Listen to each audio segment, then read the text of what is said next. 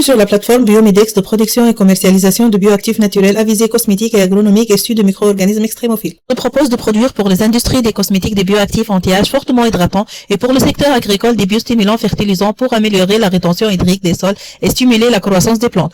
Pour cela, on dispose d'une collection locale de souches extrémophiles capables de s'adapter à des conditions extrêmes de salinité par la production de biomolécules originales en fonction de la nature du stress.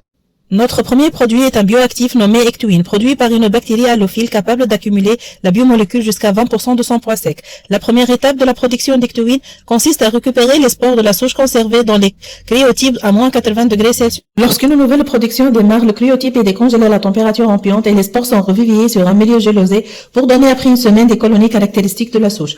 Le mycélium d'une colonie est transféré dans un tube Falcon contenant un milieu de préculture stérilisé pour se multiplier davantage.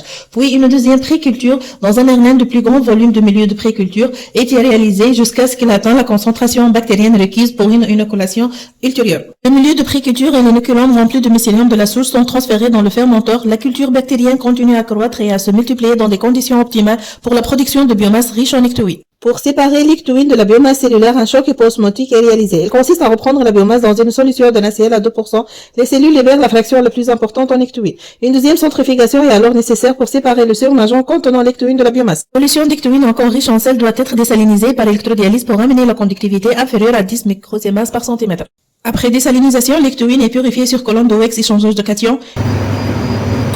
Une fois purifié, une étape de déshydratation par lyophilisation est faite pour obtenir une poudre blanche d'Ectuin fortement hydratante.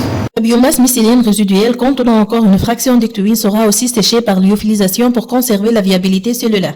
La biomasse obtenue sera ensuite broyée pour devenir une poudre de bactéries actives biohydratantes et biostimulantes des plantes, même à des températures et des salinités élevées.